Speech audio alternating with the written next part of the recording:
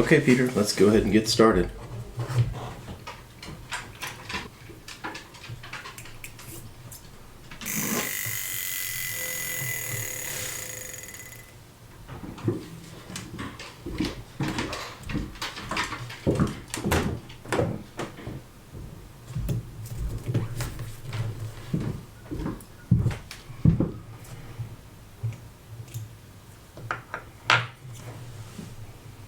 That's very nice, hands and dial.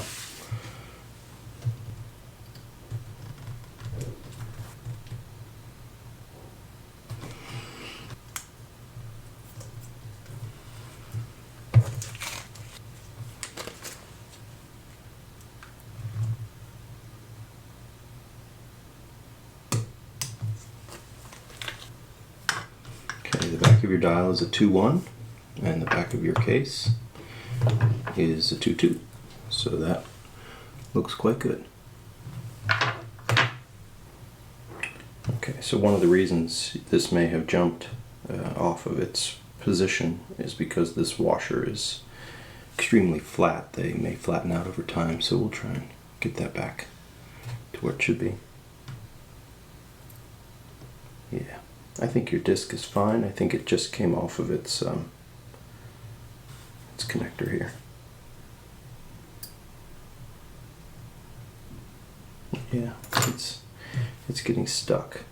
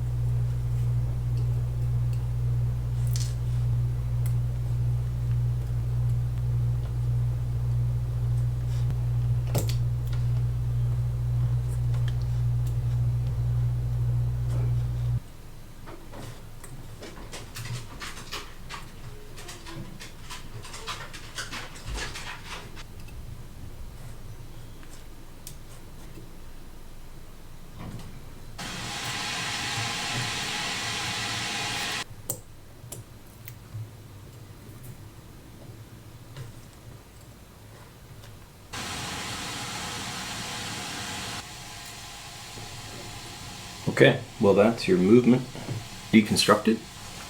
We're going to get to work on cleaning all these parts and getting everything back together. So we'll be back when we're out of the cleaner. Okay, we're going to get started getting things back together.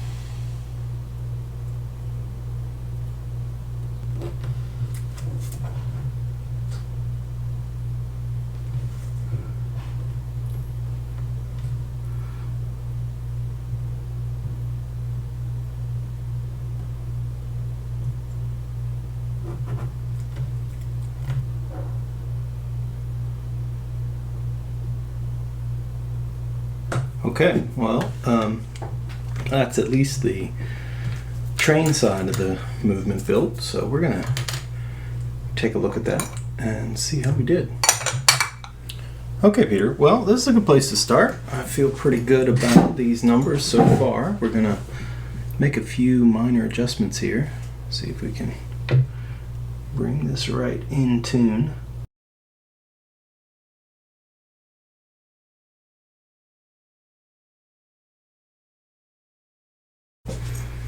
Well, that's looking pretty good.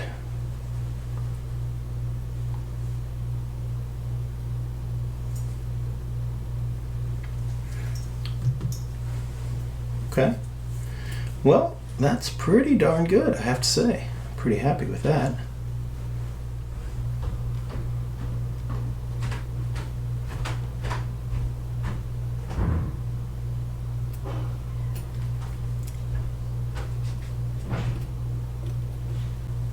Okay, so now that the bell has been built, let's go ahead and put some power in your secondary mainspring all the way tight, and then there it is.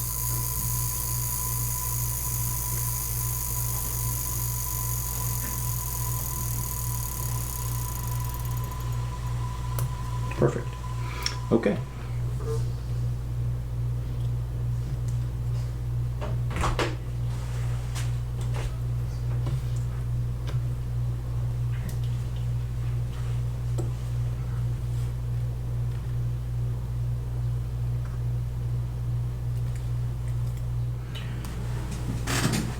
Okay, Peter, we're back in the case and ready to put the last pieces in.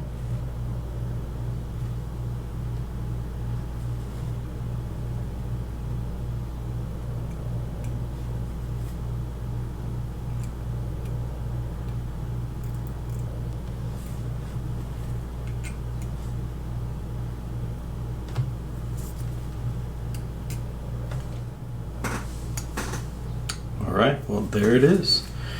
There is your lovely BellMatic 4006 6031. It's a gorgeous watch.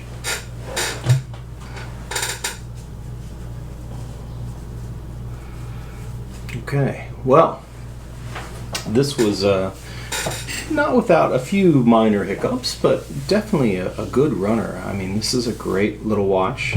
These are such an amazing piece of engineering, in my opinion.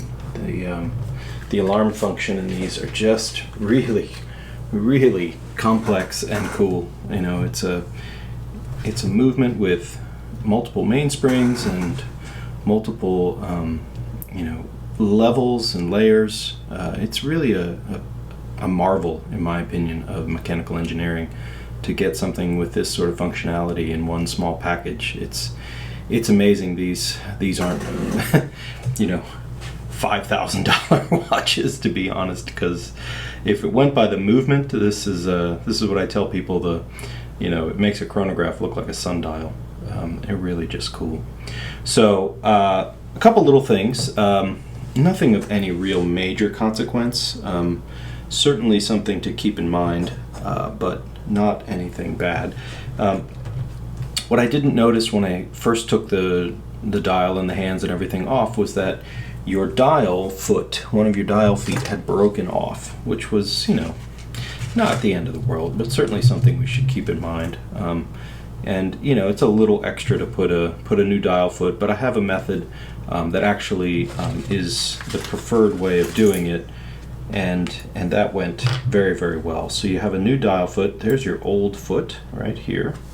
So that little piece connects your dial to your main plate. And with these, you know, for some reason, I don't know why, but they tend to break. I don't know if it's just a poor engineering or whatever. It's a one place where they fail, because it's this tiny little connection right here that connects it to the actual dial. So that'll come home. Here's your old seals. your date or your day was not clicking over, and it comes down to this little star wheel here. And this whole plate, I have a few of these in stock, so I have some spare movements, and I just pulled one off of one of my spare movements. But it turns out that this is basically worn to a nub. These are not long enough to engage the day disc to advance it, and so they weren't engaging, and it wasn't advancing the day. So I went ahead and replaced this, and it turns out that your correcting wheel that advances both the day and the date, the pin that actually connects with this as it goes past this point was bent, and I had to bend that back. So that's now functioning as it should, and everything is working fine. Here's your old crystal, some old seals, and that's really the sum total of everything. So a little extra time to get that dial foot put on, but nothing major. That one component that was bad, that wasn't allowing your day to... Okay, I'm sorry about that interruption. Let's have a look at your function of your bell. So what you do is, let's just set the time to something nice like midnight. There's your lovely hand overlap. I'm going to go ahead and wind all the power into your secondary mainspring. So this is not the mainspring that operates the watch, but operates the alarm. I'm going to pull the alarm on, go out one click so that we can rotate the ring, and when we get to midnight, or noon in this case, you get a full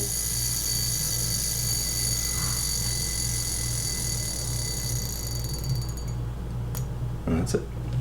Okay, while we're at it, let's just go ahead and run through everything. So your day was actually misaligned, so I had to go in and align that, which is, you know, not too bad, but now everything turns over just as it should. There you go. And we can, now that we're here, we can go, well, let's go back. So